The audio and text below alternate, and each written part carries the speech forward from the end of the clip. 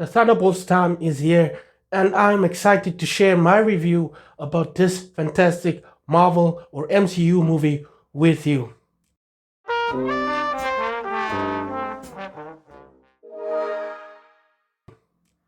So, the Thunderbolts is something totally different than what we've seen in Marvel before. It takes the themes and tone of movies like Captain America, Winter Soldier, and Civil War, and adds the team dynamic of movies like The Guardians and brings it together in something that is just so special and so awesome. Now, I'm not gonna go through each character one by one.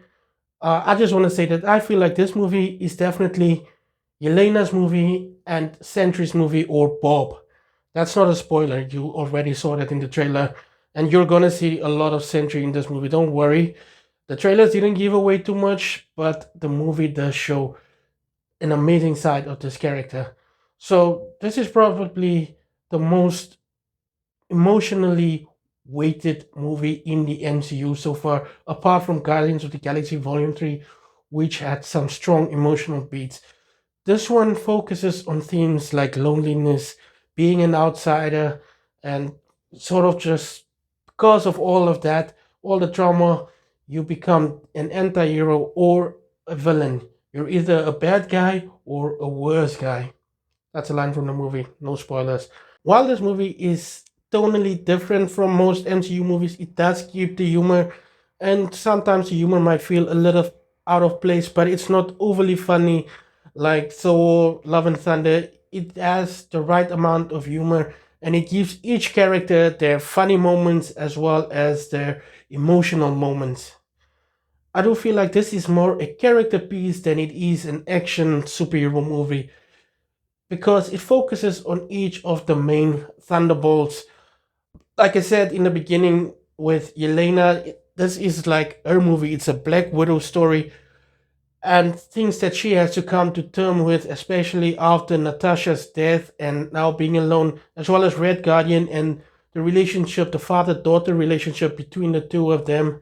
It's John Walker's story as he tries to figure out how to carry on his life after the mistakes he made and the mistakes he continues to make, as well as Ghost coming into terms with all her powers and what that means for her in the future and in the present, as well as Bucky. He is now a congressman, as we all saw in Captain America Brave New World. This movie feels separate from the main MCU, while at the same time it answers some questions that were left unanswered, especially in Phase 5 and 4.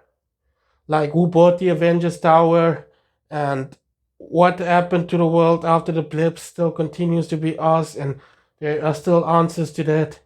And all those things that you probably were wondering, when will these plot holes be interconnected with the rest of the MCU?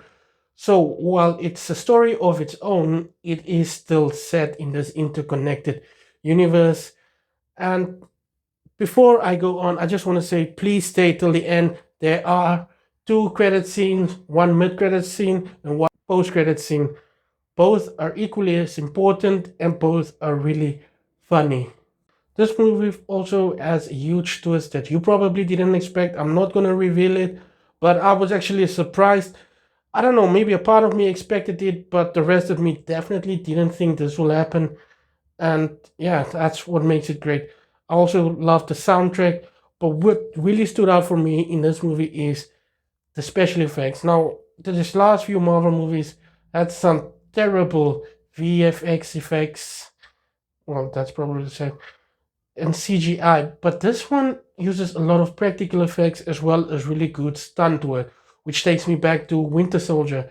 There are some CGI shots, but it looks really good. It's like they actually took their time to make this movie happen and to finish these shots.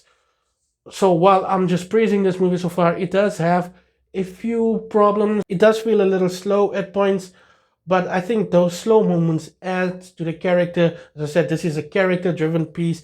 Each character really develops in this movie. In the 2 hours that you watch this movie, you get to spend time with each character, understand them, and see where they can go and where they are coming from. So I'm excited to see more of the Thunderbolts in the future of the MCU. I'm excited to see what Marvel does next. I believe Fantastic Four will be good. Hopefully, it will be great. This one I can definitely say is great, and that's why I'm giving it a 4.5 stars.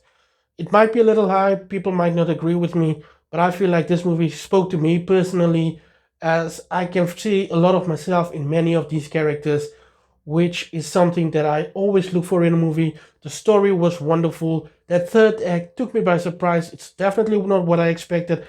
Um, I'm not gonna give away too much about it, but it's not the third act that you usually see in a Marvel movie. So if you have the time, go watch Thunderbolts. I will highly recommend this movie. You cannot miss it. If you were an MCU fan, or even if you're just looking for a heart-eating drama that has some action, then this is the movie. I understand why it's being compared with some indie movies, not just because the crew was from indie films and TV shows, but because it focuses on the story more than it focuses on the show. So yeah, okay, there are some exposition scenes that are not great, but the story is fantastic. And yeah, I'm really excited to share this video with you. I'm excited to share more of the MCU with you. I will definitely do a Phase 5 ranking now before the Fantastic Four comes out. So mm, maybe next week or the week after, sometime in May. So let me know what you think of the Thunderbolts after you go watch it, and if you are excited about what the MCU will do next or what Marvel Studios will do next.